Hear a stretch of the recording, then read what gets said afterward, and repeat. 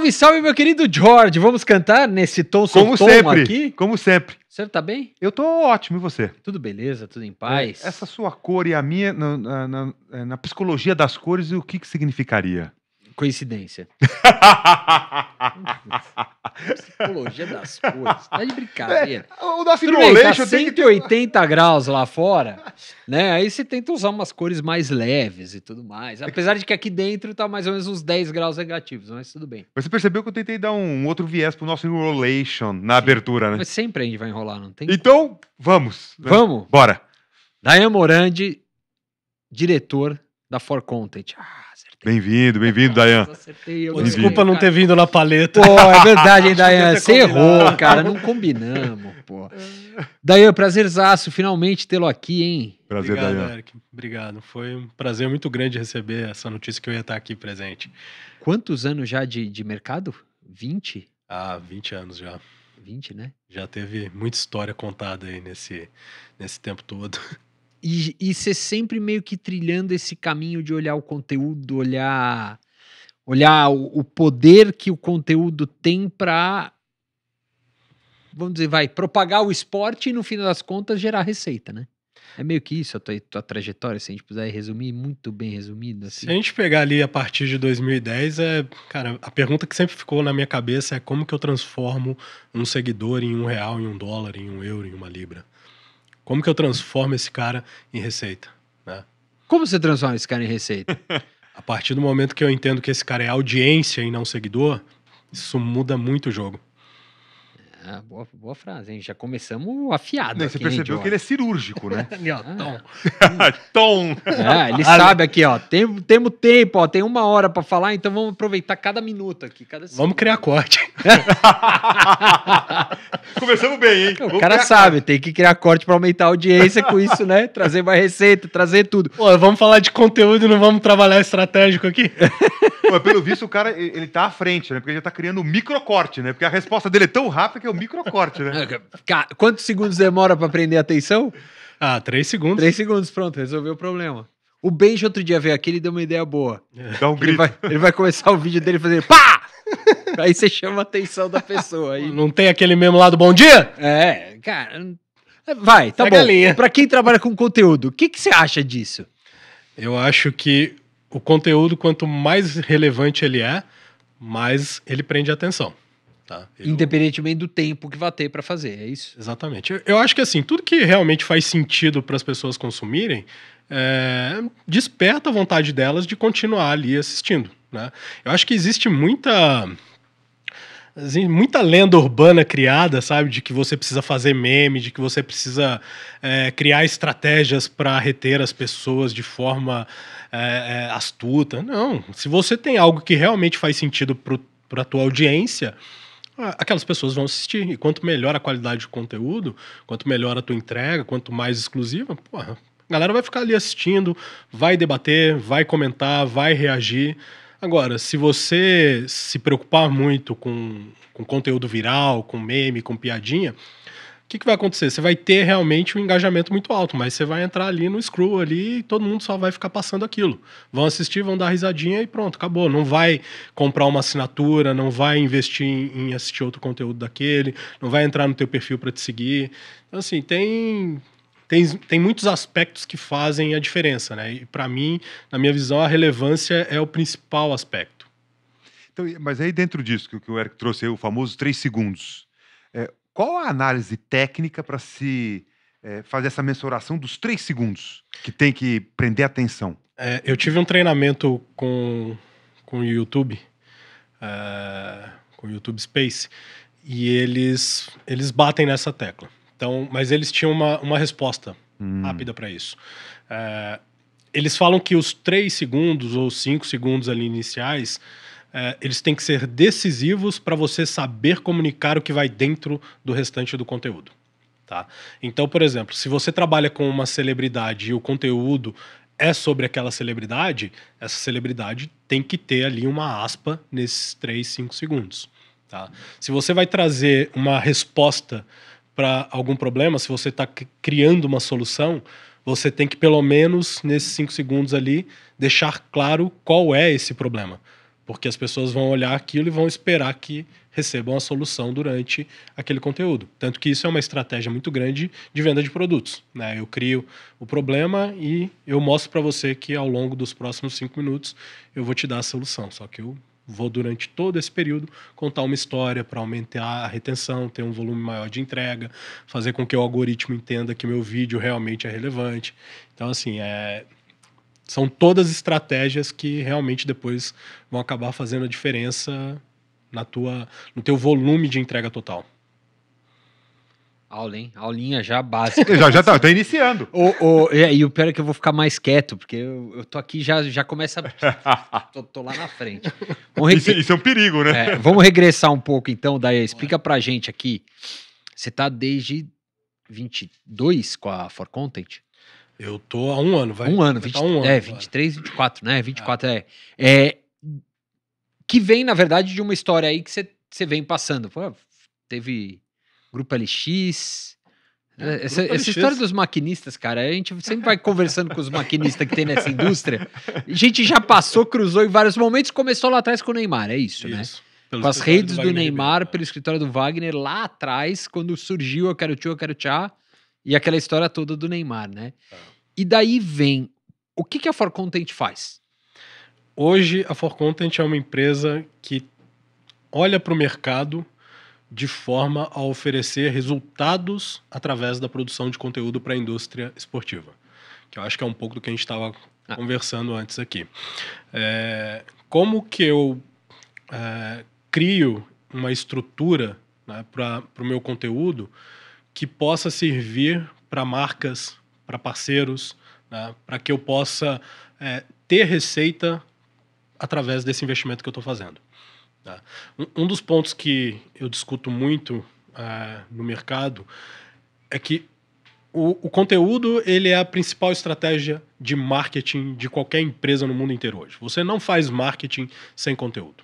Tá? Então, a partir do momento que você começa a desenvolver um produto, um serviço, a promover algo, você precisa ter conteúdo na sua estratégia. Tá? Então, você tem um investimento ali. E a partir do momento que você tem um investimento, seja de filmagem, de edição, de criação,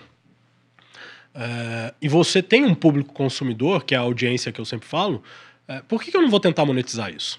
Tá? E eu vejo que existe um espaço muito grande no mercado hoje exatamente para quem pensa estrategicamente de forma comercial.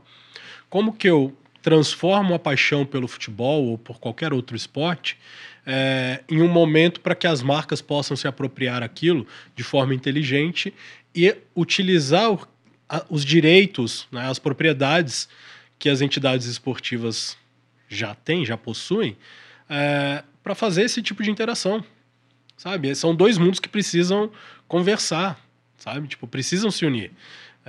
E o objetivo é que a gente possa realmente fazer essa união. Então, pensar estrategicamente, olhar para os conteúdos, para os direitos, para as propriedades e tentar entender como que eu posso transformar aquilo em um projeto que faça sentido para as marcas.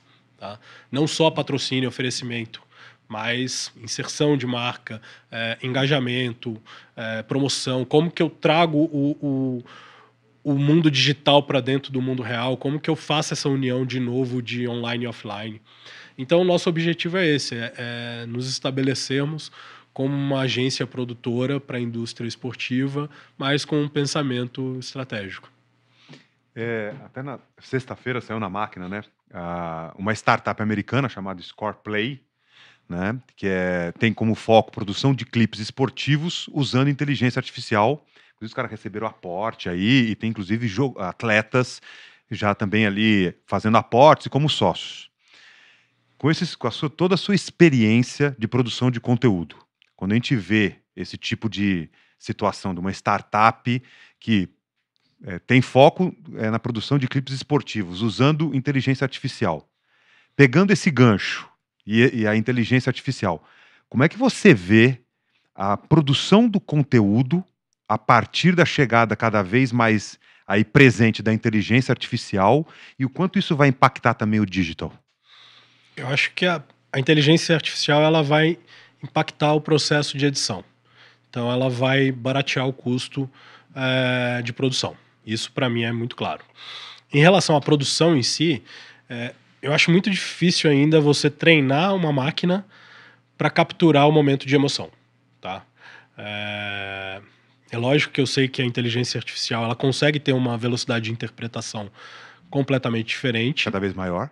mas o olhar do ser humano ainda é algo que faz uma diferença muito grande, né?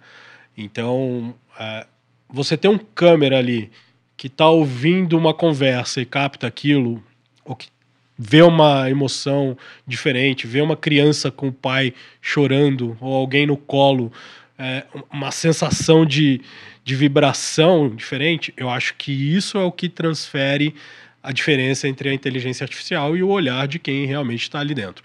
Tem um vídeo que rola nas redes sociais, que é de um jogo de beisebol, que o pai está segurando a criança e a cerveja, ele joga a criança para cima, pega a bola e pega a criança de novo em questões de segundo. Sabe? Pô, o cara que captou aquilo lá, a câmera, porra, aquilo lá virou um dos grandes virais esportivos nas redes sociais. Então, assim, eu acho que esse olhar, ele faz muito sentido pro ser humano, não pra máquina, né? Mas é lógico que a máquina daqui a pouco vai ter um prompt que vai também aprender. Vai dizer, ó, olha se tem bebê na criança, vai...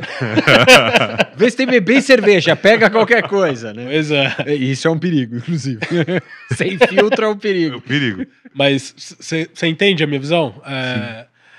Mas do ponto de vista de negócios, eu acho que isso já é algo que já vem aí há alguns anos. Você tem, por exemplo, a transmissão da NFL junto com a Nickelodeon, né? Eles conseguem fazer inserções via inteligência artificial há alguns anos já. Tá? E são inserções assim absurdas, a ponto de transformar um jogador profissional de NFL em um personagem de desenho em tempo real. E fazer a transição da jogada em questões de segundos. Tá? A NBA tem há alguns anos a utilização de inteligência artificial para fazer a inserção de emojis, de personagens diferentes, de áudios diferentes durante a transmissão ao vivo. Então você pode escolher um canal com a narração normal, como você pode escolher o canal ao vivo com a interação digital. Tá? Então eu acho que já existem essas soluções, as marcas já utilizam, tá? Mas eu acho que com certeza nos próximos meses elas vão começar a se popularizar. Dayan, a gente tá falando do conteúdo ao vivo, mas vocês criaram um case recente na For Content, que foi o Gabigol, né? Que veio desde, quando ele soltou ali na final da Copa do Brasil, que ele tava se despedindo do Flamengo, né? E aí, genialidade dele de saber usar a mídia em favor. Mas como é que foi criado esse case? E até, já era pensado ele dar a declaração pós-jogo ou foi do calor do momento? Como é que vocês construíram essa jornada até a chegada no Cruzeiro e o que vocês estão produzindo agora com ele? A declaração não era programada. A declaração foi ali... Não tinha inteligência artificial aí. Ali é o feeling do artilheiro, né? Foi no calor pós-jogo. Mas o que já havia sido planejado era a criação do canal do YouTube do Gabriel, tá? Porque a gente já havia identificado, via análise de dados, que existia uma diferença de opinião muito grande nas redes em relação ao Gabriel. Tá? E a gente precisava trazer a informação de quem realmente foi o Gabriel ao longo daquelas 6 temporadas, 6 anos de contrato lá com o Flamengo. Tá? Então, nós discutimos com o Gabriel participou de todo o processo decisório de planejamento criativo desse processo, onde o principal pilar de comunicação seria o canal do YouTube. Por quê? Ali nós conseguiríamos dar voz às histórias que realmente faziam sentido em relação à carreira do Gabriel. Tá? Então, para a despedida dele do Flamengo, nós preparamos um mini documentário onde tivessem convidados que acompanharam a trajetória do Gabriel e o próprio Gabriel pudesse falar realmente sobre quem ele era. Tá? Tanto que tem um depoimento dele explicando quem é o Gabriel Barbosa e quem é o Gabigol. Porque existe uma diferença. Tá?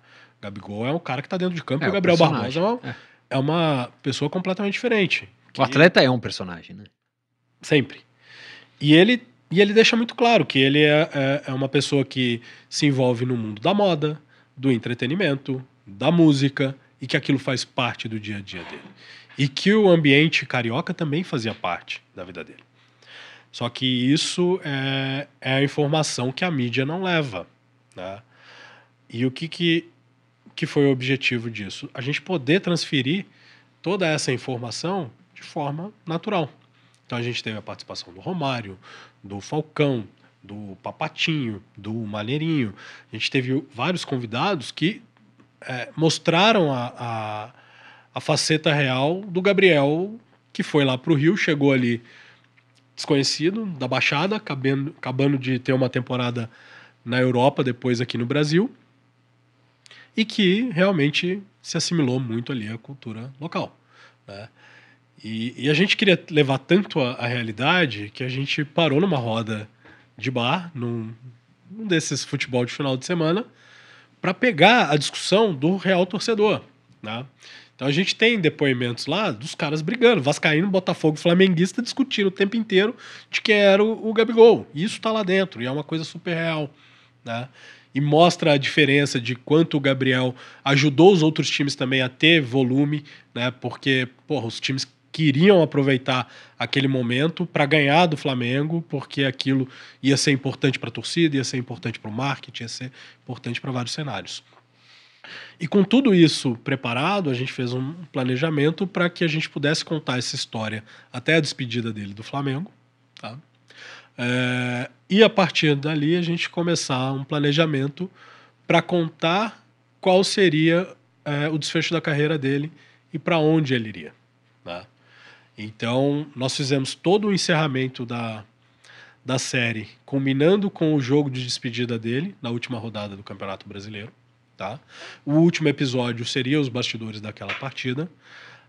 Só que a gente conseguiu entregar um resultado de conteúdo tão satisfatório que na semana da última partida a gente tem aquele acaso de ingresso sold out, maior público do ano no Maracanã, e o jogo, quando a gente entra no Maracanã, o jogo tá num ambiente assim espetacular, sabe? Acho que foi uma das melhores partidas que eu já assisti aqui em estádio no Brasil, porque o clima no Maracanã era um clima de festa muito grande, né? Era uma bela festa, sabe? E a sensação que dava era que todo mundo no Maracanã queria que o Gabriel marcasse um gol de despedida, sabe? E quando ele marca, o Maracanã explode, a gente tem câmera no gramado, a gente tá cobrindo tudo da arquibancada, a gente tá captando tudo aquilo, e a sensação que dá é, puta, a história fechou com chave de ouro e é isso. E, cara, e ponto final. Todo mundo agradecendo o Gabriel, falando fica, Gabriel, você não pode ir, valeu tudo que você fez por nós. E a sensação que a gente teve foi, pô, a nossa estratégia foi assertiva. Porque a gente conseguiu realmente recuperar no torcedor flamenguista tudo aquilo que o Gabriel fez ao longo ali da sua trajetória como jogador, né? E a sensação que todo mundo tinha ali, acho que até o próprio Gabriel, era de que, independente do clube que eu for agora, eu vou livre, eu vou... O ciclo foi bem encerrado. Tranquilo, entendeu? Eu saio com a porta aberta, eu saio pela porta da frente e eu entreguei o que eu vim aqui para fazer, sabe? E eu acho que isso é uma das coisas mais difíceis de se construir com planejamento de marketing quando se envolve um jogador. E eu acho que isso foi um exemplo muito positivo de como um conteúdo com estratégia, com planejamento, com comunicação, com qualidade, ele pode resolver vários problemas, tá? E a partir desse momento a gente começa a desenvolver o planejamento para o nosso próximo passo, que é a ida dele para o Cruzeiro. Ainda não havia sido definido isso, então a gente não tinha clareza de qual clube ele iria. A única coisa que a gente sabia é que a gente precisava estar com tudo engatilhado. Então, o planejamento começou, as ações foram definidas e assim que a gente teve certeza que era o Cruzeiro, a gente começou a definir junto com o clube quais seriam cada uma das ações que seriam postas em prática. E aí entra a contagem regressiva do YouTube, que foi a principal estratégia, que era deixar um countdown ali rodando ao vivo até a meia-noite do dia 1º, né, que era a noite de Ano Novo. A partir daí a gente tem a projeção do logo do Gabriel em 4 principais pontos de Belo Horizonte para mostrar para a cidade que ele está chegando. Posts, felicitação para o aniversário do Cruzeiro e até a grande apresentação no dia 4 de janeiro. Tudo isso, lógico, com cobertura 360 ali de conteúdo, câmeras, pessoas filmando ele desde a saída de São Paulo, dentro do jatinho, a chegada em Belo Horizonte, lá no estádio, a apresentação dele, para a gente poder oferecer uma experiência imersiva, real, para quem é a nossa audiência. Você tem uma experiência aí de anos e anos no mercado. Pegando desde ali do Neymar, aí agora o Gabriel. O atleta hoje, ele tem clareza que ele é uma marca e que embaixo desse guarda-chuva da marca, ele precisa de ter todo um staff profissional para dar esse tipo de suporte para ele, entre outras ações? A grande parte dos atletas de elite hoje, eles já têm essa noção. Eles têm a concepção de que eles são muito mais do que um atleta. Eles sabem que eles precisam ter ali uma presença digital, pelo menos. Sabe? Isso é consenso geral. Todos os atletas sabem disso. O que eu enxergo que ainda precisa ter uma dimensão maior é o conhecimento e o acesso aos resultados que você ser uma marca pode trazer, tá? Porque um atleta, para ele ter uma marca consolidada, uma imagem consolidada, ele precisa investir, sabe? Em treinamento, em produção de conteúdo, em mídia, em assessoria de imprensa, em participar dos... Em tempo dele, né? Tempo dele para isso, né? O que eu sempre falo é que, assim, o atleta ele investe em preparação física, em nutrição, em fisioterapia, em técnica, tática, tudo, né? Por quê? Porque ele precisa estar no limiar da sua performance, senão ele não evolui. O marketing é a mesma coisa. Se você não treinar como falar em público, você nunca vai falar bem em público. Se você não souber se comportar em frente às câmeras, você não vai ter ali um resultado muito bom. As pessoas vão olhar aquilo e vão achar sem graça, né? Então você precisa sim praticar, você precisa ter treinamento, você precisa ter ali errar, né? Você precisa ser imperfeito. A imperfeição é o que as pessoas querem ver, né? Porque a partir do momento que pelo menos você se dedica a algo e você mostra aquilo, as pessoas passam a ter uma relação melhor contigo, né? Então você não precisa ser perfeito em frente à câmera. Quanto mais você errar, legal, né? São os erros que levam aos acertos, e isso faz uma diferença muito grande. E eu vejo que os influencers sabem muito bem disso, sabe? Eles dominaram o mercado digital. Tanto que hoje os influencers tiram muitos contratos dos jogadores, de qualquer atleta no mundo. Por quê? Porque eles têm um engajamento muito grande, eles têm uma presença digital enorme, eles se comunicam com bastante fluidez e eles estão dispostos a criar. O jogador de futebol precisa treinar, precisa se desenvolver, precisa marcar gol, precisa estar bem com a torcida. Ele não pode ficar se propondo a fazer ações de marketing antes de uma partida, se ele perder, muito menos. Então existem uma série de bloqueios, tá? Mas o jogador de futebol, ele tem algo que os influencers não têm, que eu vejo que quem tem um pouco são os youtubers, que o jogador de futebol, cara, ele sai na rua, todo mundo quer tirar foto com ele, sabe? Você pode ter 300 mil seguidores e falar bem sobre o agro, mas se você andar aqui na Faria Lima, cara, pode ser que ninguém vai te reconhecer, tá? Agora, se você pegar um campeão do mundo e colocar ele aqui num café, esquece, é meia hora ali no mínimo tirando fotos. E isso é um valor intangível. Nesse cenário, você falou do Gabigol, teve o Neymar, você fez com o Marcelo também lá atrás, 2016 foi, né? 2016 até junto com o YouTube. Final de 19, isso. Foram 3 anos produzindo uma série do Marcelo. O Marcelo acho que foi um dos primeiros a ter um canal próprio ali e criar isso.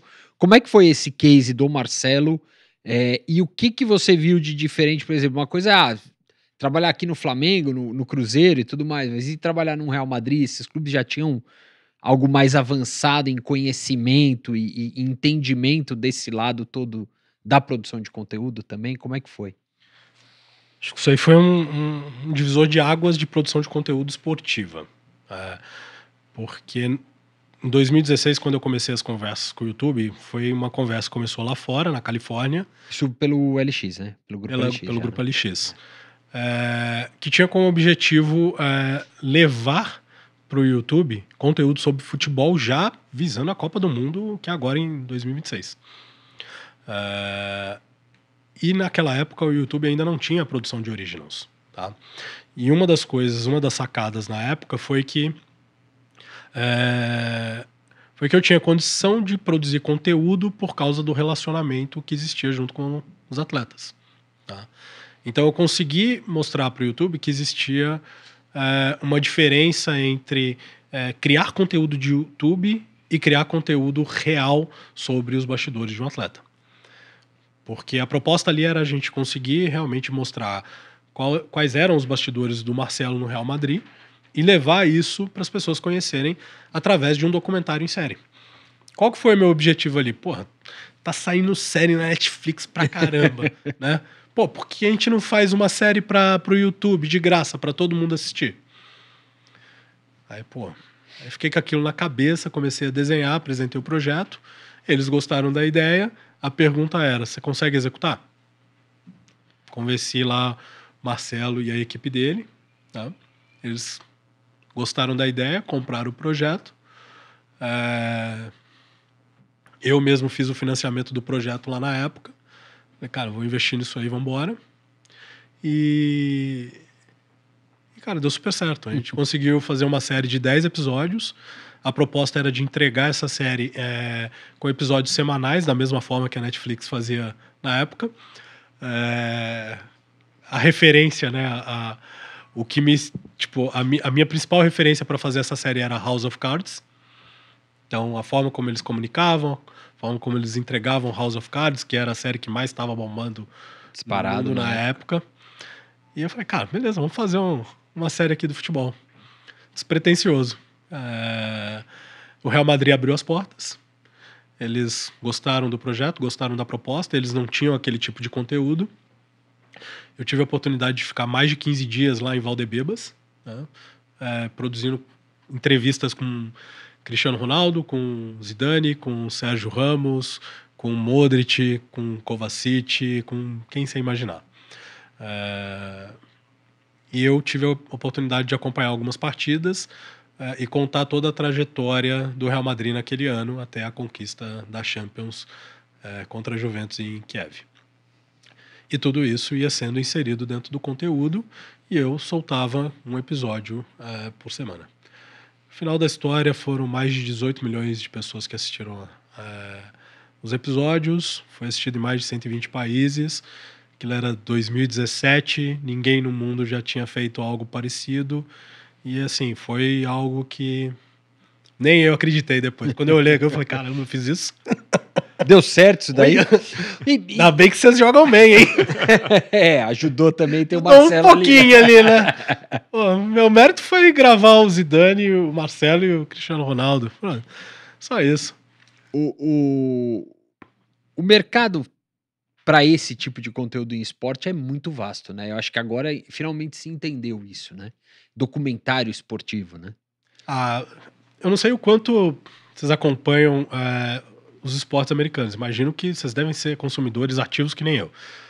Quando a gente pega, por exemplo, a NFL no Game Pass. Você entra no Game Pass, você assina o Game Pass, você não assina o Game Pass para assistir jogo. Game. Você não assiste pra game, né? Não, você assiste pro resto. Assim, é conteúdo de tudo que você puder imaginar. Então, assim, na época de draft, eles soltam séries, documentários, bastidores, conteúdos exclusivos. Eles contam as histórias de todos os atletas que podem ser destaque. Eles contam as histórias dos atletas que já foram revelados e que estão ali tendo uma carreira vencedora. Eles se preocupam em fazer a ativação do momento com base em conteúdo. Tá? E eles utilizam os conteúdos históricos como forma de atrair ainda mais a atenção da audiência. E eles vendem isso muito bem. Tá? A NBA faz isso há séculos. Né? A Turner, lá atrás com a NBA, foi um dos principais casos de sucesso da entrega de conteúdos especiais. Tá? Eu acho que aqui no Brasil a gente ainda está engateando, precisa produzir muito mais conteúdo. A gente precisa principalmente trazer de volta a história do nosso esporte. Você vê aí o sucesso que foi os conteúdos que saíram recentemente em relação ao Senna, né? Então foram muitos conteúdos que saíram ali e que explodiram. Você vê o licenciamento de produtos da marca Senna, como tá grande agora. Você vê pela primeira vez você vê produto do Senna numa loja de varejo, né? Então, assim, tudo isso associado ao quê? A série que foi ao ar na Netflix. Então, assim, a gente tem conquistas infinitas na história do esporte brasileiro para serem contadas, né? Então, essa produção de conteúdo ela precisa aumentar. As pessoas gostam disso, a gente precisa reviver mais os títulos, as emoções, mas a gente precisa entregar isso no volume que a gente tem capacidade de alcançar aqui. A gente, porra, 200 milhões de apaixonados, né? Então, tem audiência suficiente, sabe?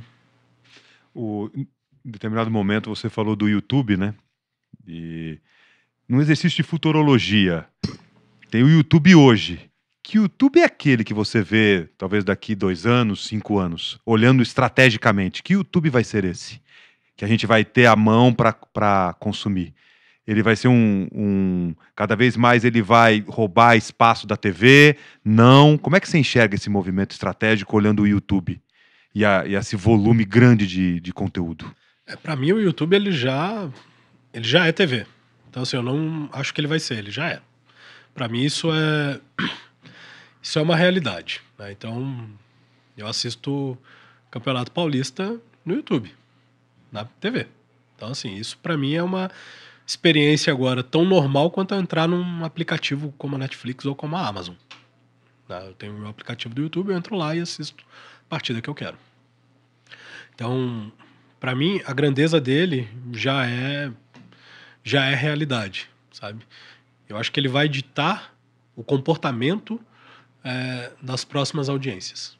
Então, quando você pega a geração Z hoje e analisa a forma como eles consomem conteúdo, eles têm um hábito completamente diferente da nossa geração, tá? Então, o que eu enxergo do YouTube não é daqui 5 anos, é daqui 1 ano, é uma plataforma direcionada para a geração Z. E aonde vai estar a entrega de conteúdo, aí são os canais que tem que ter a sua estratégia. Você vê o trabalho que a Live Mode faz, é um trabalho que está mostrando que esse direcionamento traz resultados, tá? Você vê o trabalho que é feito com o público infantil, você tem youtuber aí que fatura muito mais que canal de televisão só vendendo conteúdo para o público infantil. Então, a partir do momento que você levar isso para dentro da tua casa, para sua TV e não para o seu tablet, eu acho que a tendência é de aumentar ainda mais o consumo. E daí, como é que você enxerga a monetização desses conteúdos todos? Você contou um pouco do case do Gabigol, a gente falou do Marcelo e tal. Como transformar isso em receita? Porque, óbvio, do Gabigol foi muito claro, o KPI ali, se a gente pode dizer, o objetivo não era aquele, né? Você não era, vou gerar receita pro Gabigol a partir não, era transformar a saída dele do Flamengo num aspecto positivo, 100%, e trazer um novo fã para próximo dele, né? Um hater vira fã. Se a gente pode dizer assim, acho que no futebol é assim, né? A torcida adversária, a partir do momento que vira do time, tem que virar fã, era hater, né? Uhum. Então, como é que... E essa equação, quando você chega, por exemplo, para falar, vamos trabalhar uma marca, ou uma federação, ou um campeonato, enfim, como é que você pode enxergar esse caminho de também gerar receita? No caso do Gabigol, a gente conseguiu ter monetização de conteúdo. Tá. Na verdade, a gente criou uma ação junto com o Luan, que é um artista plástico, tá? Que ele faz grafite. Então, a gente propôs ao Luan, que tal você eternizar a chegada do Gabriel em Belo Horizonte, grafitando o Gabriel, fazendo, né, o seu tradicional gesto, em algum ponto da cidade. Ele super comprou a ideia. O Cruzeiro também gostou. Inclusive cederam pra gente o muro da Toca da Raposa, tá? E a gente conseguiu, com uma marca, para que ela pudesse estampar essa ação. Então a gente fechou com a Viva Sorte essa inauguração da arte do Gabriel. Então a apresentação dele era no dia 4, o Luan foi para Belo Horizonte já no dia 2 de janeiro, e ele começou a fazer o grafite e tá lá. Dia 2 e dia 3 ele terminou tudo bonitinho, colocou a marca da Viva Sorte lá. E qual que foi o resultado disso? A gente fez todos os bastidores disso, levamos para o YouTube do Gabriel e as pessoas vão lá, tiram foto o tempo inteiro e fica viralizando e fazendo com que o logo da Viva Sorte fique ali, né, saindo o tempo todo de forma orgânica. Então isso foi um exemplo de marketing de oportunidade que a gente conseguiu colocar ali com a apresentação do Gabriel. Da mesma forma que a gente fez isso, eu sempre recomendo, principalmente a minha equipe, que ela pense sempre como a gente pode trazer uma marca para dentro do conteúdo durante a fase de planejamento. Porque é isso que vai me dar fôlego comercial. Tá? Eu acho que tem uma visão muito grande que assim, o conteúdo é bom, vai despertar o interesse da marca em patrocinar outro conteúdo. Pô, se o conteúdo é bom, ela já devia estar lá dentro. Tem que estar dentro. Tá? Então, o objetivo sempre é que a gente tenha um processo de criação que é baseado realmente em fases. Então, a gente desenvolveu, a gente tem um plano de objetivos. Qual é o meu objetivo com esse conteúdo? Qual é a minha audiência? Quando eu vou colocar isso no ar? E qual é a minha estrutura de produção? Quando eu tenho todos esses pilares preenchidos, aí eu consigo olhar para o conteúdo e ver aonde eu consigo colocar as marcas. Tá? E aí entra aquela equação que eu falei, se eu estou fazendo um investimento, eu preciso ter retorno sobre aquilo. Então, a partir do momento que eu sei o custo do meu conteúdo, eu consigo entender aonde está o meu gap financeiro. Quando eu tenho o meu gap financeiro, eu preciso entender qual que é o volume de entrega que eu tenho, pego esse volume de entrega, empacoto ele e falo para as marcas, olha, tá aqui. Né? Então esse aqui é o meu combo desse projeto. Só que o que acontece? As marcas não querem comprar conteúdo ali para fazer uma ativação única, elas querem presença constante. Né? Então, aí que está o ponto. Quanto maior a entidade esportiva, quanto maior a tua base de torcedores, maior é a tua capacidade de entrega de conteúdo. Então, quando você pega todos esses pilares, consolida eles e faz um planejamento semestral, trimestral ou anual, você consegue entregar para a marca um plano muito forte de presença. Né? Então, você vai ter visibilidade, você vai ter alcance, você vai ter engajamento, mas, além disso, você está criando ali um processo de awareness para o branding dela, você está aumentando a proximidade dela com o torcedor, e aí vai da marca também a estabelecer parâmetros ali para captar lead, para ter retorno em vendas. Tá? Mas quando você consegue unir todos esses pilares, você consegue fazer com que as marcas utilizem realmente um conteúdo que faz muito sentido, que tem relevância. Tá?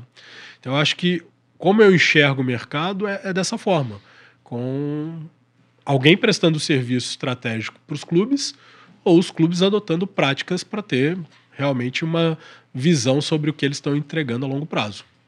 Respondi? Sim. Sim, claro. E dentro disso, dessa trajetória comercial, né? Vender é desafiador no dia a dia? Vender? Eu acho muito. Eu acho desafiador porque no esporte a gente nunca sabe o que vai acontecer, né? Então, por exemplo, como que eu vou preparar para você um plano de conteúdo, tá? Pro avanço do meu time na Libertadores.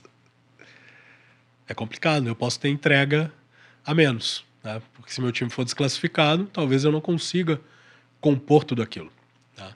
Então acho que tem que ter um esforço muito grande do time comercial, junto com o planejamento de conteúdo, para prever todos os cenários. E aí você criar gatilhos comerciais. Porque pode ser que você não consiga ter uma entrega realmente prometida ali por conta do calendário esportivo. Né? Agora, do ponto de vista prático, as marcas estão sedentas para estar presente dentro do mundo esportivo, principalmente no futebol.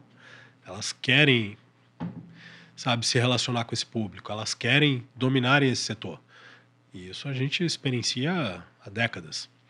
Então, eu acho que a carência que as marcas têm é a falta de oferta, né? Então, se os clubes vão para campo para oferecer, eu acho que o esforço de venda é pífio. Como é que você enxerga hoje essa onda de produção de conteúdo dentro do futebol aqui no Brasil, né? A gente tem os clubes produzindo as suas TVs e eu acho que hoje já virou meio que, né, quase commodity, não, tem que ter a TV e tudo mais. Onde você acha que está o caminho? O que que você enxerga do que a gente tem feito por aqui? Eu acho que a experiência é o ponto mais crucial de todos, sabe? Porque quando você proporciona a qualquer fã de futebol ter uma experiência exclusiva, aquilo é um momento que fica marcado na história daquela pessoa, tá? E isso é um ponto que eu acho que a gente ainda trabalha pouco, é mostrar o quanto as experiências podem mudar a vida de alguém que é apaixonada por futebol, sabe? Existem experiências como você pode dormir num hotel que fica dentro do estádio, né? Como você pode conhecer jogadores, como você pode ir para uma grande final, participar de promoções, de sorteios. Mas no final das contas, tudo isso vai virar tipo conteúdo. Serão histórias que estarão ali no feed, estarão no YouTube, na TV, na mídia, tá? E essas histórias, elas mudam, sabe, o comportamento das pessoas. E eu acho que o futebol, ele trabalha isso melhor do que ninguém. Porque é aquela história que a gente que vive o mundo da bola sabe. Pode ter um presidente de empresa ser um CEO, o cara mais importante do mundo, e ele pode estar do lado de um cara que ele nunca viu a vida inteira, suado ali, fedido, gritando, que na hora do gol os caras vão se abraçar e são os melhores amigos por segundos, né? Essa experiência, ela precisa estar mais ali em foco, sabe? Os atletas precisam inspirar mais as pessoas, eles precisam falar mais sobre a disciplina deles, sobre a motivação, sobre o foco, sobre o comportamento deles. Porque esse tipo de conteúdo faz com que a gente possa criar novos atletas, né? E essa é uma receita que funciona muito bem nos Estados Unidos, né? Então eu acho que a produção de conteúdo ela tem que ir muito para o lado esportivo, sabe? De mostrar os bastidores mesmo da formação do atleta, do desenvolvimento dele, da capacidade dele, aonde ele pode chegar, das conquistas dele, dos objetivos. Pô, a maioria dos atletas, porra, tem família, tem que, cara, cuidar de filho, tem que, pô, participar da educação, tem que viajar para a partida com filho gripado, com filho com febre, com esposa ali se virando, com pai e mãe às vezes doente, sabe? Essas histórias não são contadas, né? Agora, você entra aí em alguns sites, tem lá, olha, fulano tem tal carro, tem tal mansão, tem isso, tem aquilo. Pô, mas o cara batalhou ali décadas para construir aquilo, sabe? É meritocracia, tá? Então, assim, a gente precisa pegar o DNA do esporte mesmo e contar mais essas histórias. Em determinado momento você falou, né, da produção de conteúdo da NFL, por exemplo, e das possibilidades que se abre a partir dessa quantidade e qualidade, né, que eles produzem conteúdo. Quando a gente traz aqui para o futebol brasileiro, até aí na sequência da pergunta do Eric, quando a gente traz para o futebol brasileiro, os clubes, eles já têm, pelo menos, um olhar um pouquinho mais aberto para esse tipo de caminho, quando a gente vê uma NFL e a quantidade de conteúdo que se produz e a qualidade, ou ainda quando se fala de produção de conteúdo e de inovação no futebol brasileiro, isso ainda é algo muito distante? Eu acho que os clubes aqui no Brasil, eles se preocupam demais com a imagem e a marca deles, sabe? Então eles têm realmente uma responsabilidade editorial ali em relação ao conteúdo deles. Isso para mim é muito claro, tá? A grande diferença, na minha visão, é que as ligas lá fora, elas são consolidadas. Então, elas tentam trabalhar para que todos possam, né, construir conteúdo para valorizar o todo, tá? Então, eu já tive a oportunidade de trabalhar com a NFL, eu sei como é lá dentro. Lá na NFL, eu tenho que trabalhar pelo meu time e por todos os outros. É uma regra, sabe? Porque o dinheiro é compartilhado, o sucesso de um é o sucesso de todos. Essa é uma grande diferença que a gente tem aqui. Aqui o meu clube tem que trabalhar por conta própria, né? Então eu tenho que pagar minha folha, eu tenho que pagar o meu marketing, eu tenho que pagar meus jogadores, eu tenho que fazer minha sede social tá perfeita, eu tenho que olhar para o meu conteúdo, eu tenho que olhar para todo o meu 360. Então o conteúdo eu vejo que ele ainda é uma estratégia de marketing que não é a estratégia principal, porque a maior fonte de receita vem de patrocínios, tá? Então o maior direcionamento, o maior esforço vai para a captação de patrocínio, tá? Só que quando você tem uma audiência muito grande, e a gente sabe que alguns clubes aqui no Brasil têm picos de audiência tão grandes quanto os principais veículos do mundo, quando você coloca aquilo na ponta do lápis ali, aquele dinheiro é tão grande quanto o de patrocínio, tá? Então eu acho que o que falta ali um pouco para o Brasil é talvez começar a olhar mais para o lado comercial para poder criar produtos que realmente vão fazer a diferença. Mas os clubes, para mim, eles já estão muito bem preparados, sabe? O que falta? Falta o mercado também entender que dá para comprar o clube? Falta a gente ter profissionais suficientes para fazer o mercado girar, sabe? Eu vejo que o clube de futebol ele está muito bem preparado aqui no Brasil. Ele tem todos os grandes aspectos esportivos que os clubes europeus possuem, sabe? Grandes CTs, planejamento, estrutura, departamento técnico, jogadores. Pô, a gente não deve nada hoje para a Europa em termos de salário, tá? Mas a gente não tem tantos profissionais de mídia trabalhando dentro da indústria do futebol, né? Então, se você tem profissionais que realmente entendem como funciona o mundo da mídia, isso transforma a forma como você vende. Tanto que a gente tem um movimento agora, acho que para o Flamengo, né, que vem um profissional com muita capacidade de negociar a compra e venda de direitos. Então, isso já faz com que a visão estratégica do clube mude em relação aos valores que ela vai praticar, sabe? Então, eu acho que ter mais profissionais com bastante conhecimento do mundo da mídia pode fazer um impacto muito grande. Aí, só voltando, só para não perder o fio, quando eu falei de inovação, no seu contato com os clubes, quando fala de produção de conteúdo e etc., ainda existe muito aquela coisa do tipo, não, isso aqui não vai dar para fazer. Putz, isso aqui não, isso aqui mexe com o nosso estatuto, o estatuto tem o nosso escudo que segue isso, que segue aquilo, não, esse conteúdo não pode, não podemos mostrar isso. Existe esse tipo ainda de situação quando você vai apresentar um projeto voltado para conteúdo, por exemplo? Os clubes colocam alguns senões ou não? Eles estão abertos a inovar? Não, vamos trabalhar esse conteúdo. Não, putz, isso aqui é uma baita ideia, vamos fazer tal. Como é que você vê isso no seu dia a dia ali, no contato direto com eles? Eu já tive a oportunidade de participar de alguns projetos onde é um grande quebra-cabeça. Por quê? Uma partida de futebol aqui no Brasil pode ter vários detentores de direito, sabe? Então, a imagem do vestiário pertence a uma entidade, a imagem dentro do campo a um determinado detentor de direito. Eu tenho algumas imagens que pertencem a quem realmente está fazendo a cessão dos direitos. Então, assim, o bastidor pertence a uma liga ou a uma entidade esportiva, a transmissão da partida pertence ao detentor, as imagens do estádio pertencem ao clube ou ao detentor ou à liga. Então, assim... Tudo fatiado. Eu preciso primeiro desenhar quais são os detentores ali do direito de cada tipo de imagem que eu quero entregar. E aí eu preciso da aprovação de todos eles. Sabe? Então, já teve produção que eu precisei de aprovação do clube, da Conmebol, do jogador, e assim, e por aí vai. Do patrocinador, e por aí vai. Eu tenho que ter aprovação de todo mundo. Então, na verdade, não é nem difícil porque tem aquele protecionismo. Porque realmente é tudo fatiado, né? Então, Nada é centralizado, né?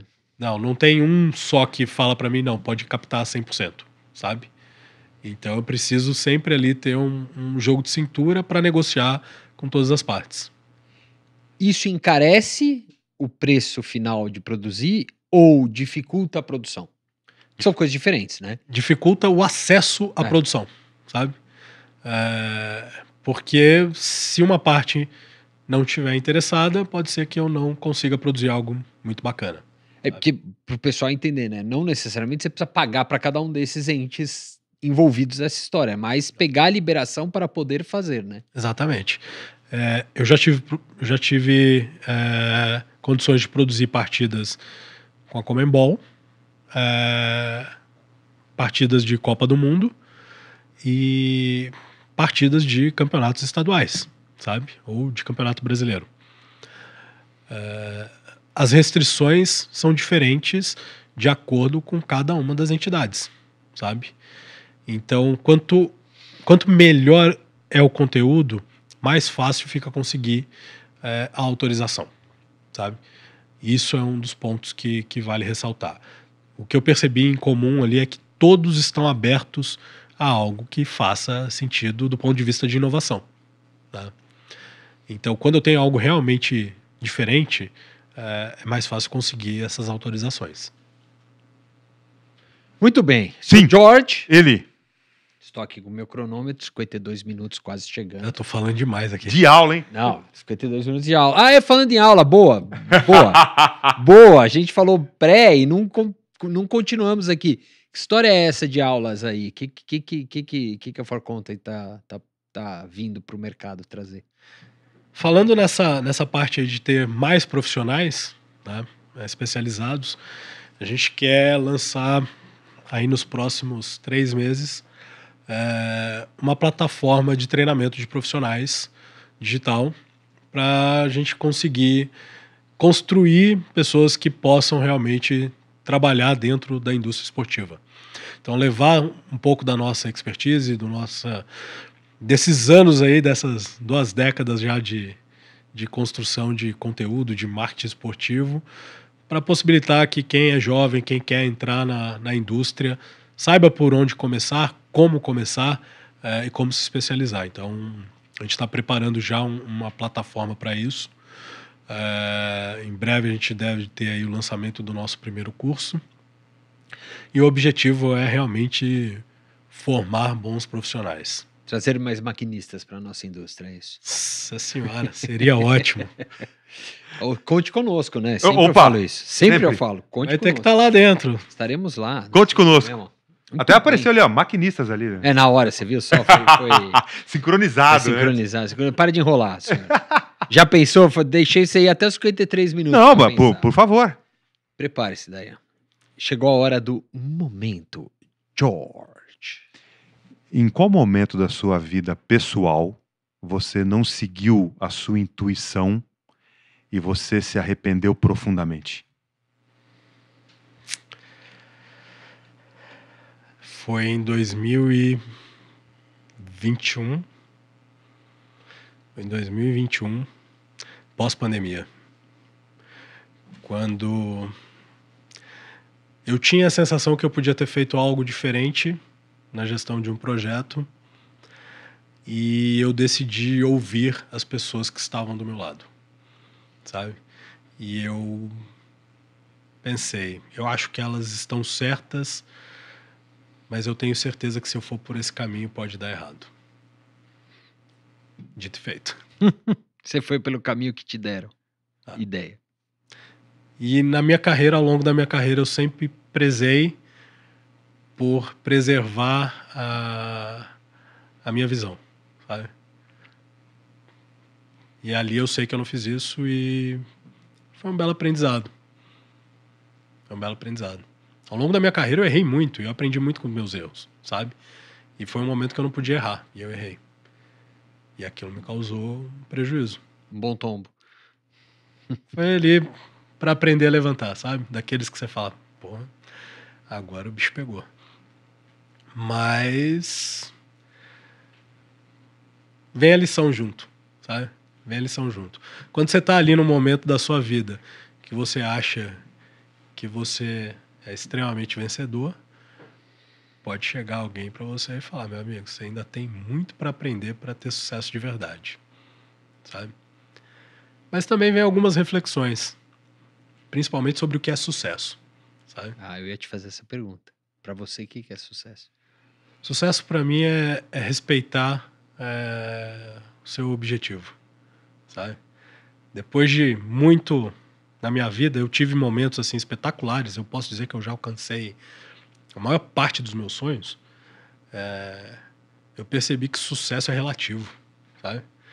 Porque para uma pessoa que está com câncer, sucesso é vencer a doença, sabe? Para alguém que vai fazer vestibular, é passar naquilo, sabe? Então, às vezes, a gente tem uma noção de que o sucesso é aquilo que está ao redor dos outros, sabe? E não, são as batalhas que você está lutando para vencer, sabe? E as batalhas que a gente luta, ninguém vê, né? Então, acho que esse foi o meu grande aprendizado. Muito bem, seu George. Pegando o gancho do que ele falou, meu pai falava assim: em muitos momentos as pessoas só veem as pingas que a gente toma, não os tombos que a gente leva. e aí eu posso falar pra você, popular. e aí completando, você deu um gancho maravilhoso, 20 anos de máquina do esporte agora em 2025. Sim, senhor. No Maquinistas, até porque você fez uma pergunta agora espetacular, esse momento George, ele tem que virar momento Eric and George. Não vem querer Nossa, me não que botar fa- em complicações. Não, filho. não, você fez uma pergunta maravilhosa. Eu acho que você deveria repensar isso, porque seria um momento maravilhoso, viu? Ô, George, Diga. só da sua lustrosa careca vem ideias brilhantes para o momento, George. Não vem me botar nessa. Perguntas que... Não, brilhante. Obrigado pelo elogio, mas não é, né? Você sabe que não, né? Mas vamos lá, segue. Segue. Eu tô enrolando de novo, né, papai? Não tem problema. Foi uma baita aula, ó. Baita Falando aula. de conteúdo, de marketing, de Atletas. gestão, de atleta, Gestão de produção de carreira. conteúdo. Vai ter que ter mais vezes aqui. porque Inovação. Essa daqui foi uma aula gratuita. A gente pode falar depois pra galera, ó, vai lá na For Content, tem as aulas pagas, tudo mais. A resenha é boa, de qualquer jeito. Foi show de bola. Muito de bem, bola. muito bem. Bastante coisa legal. Diariamente, a gente já vem contando esse case que vocês têm produzido, a gente veio contando lá desde o começo, mas tem diariamente maquinadoesporte.com.br, tem um pouco de tudo. Nas outras redes sociais é o @maquinaesporte. Aqui no Maquinistas voltamos semana que vem. Daí, obrigado, viu? Foi ótimo. Eu que agradeço vocês. Tô um pouco rouco aqui de tanto falar, mas... Ah, eu falei pra você trazer água, você não ia trazer. Eu falei, traz a água, traz a água. Conseguimos vencê-lo nos microcortes. Ele falou mais, Falou né? mais, Porque conseguiu. ele começou com cortes, O né? cara chegou já, aula de cortes. Depois a gente Mas faz, foi show de bola. a gente faz assim, a gente faz os nossos cortes, aí eu mando pro Daia, eu falo assim, Daia tá aí na íntegra, faz os cortes que você quiser. Mas posso revisitar Por favor. algo aqui? Pode, claro. Eu acho que foi em 2018 que o senhor foi no meu escritório Sim, pra gente falar sobre a criação do YouTube da Máquina do Esporte, lembra? exatamente. Olha isso. Exatamente. Opa. A gente bateu um papo lá umas Estamos 2 falando de horas. 7 anos, hein?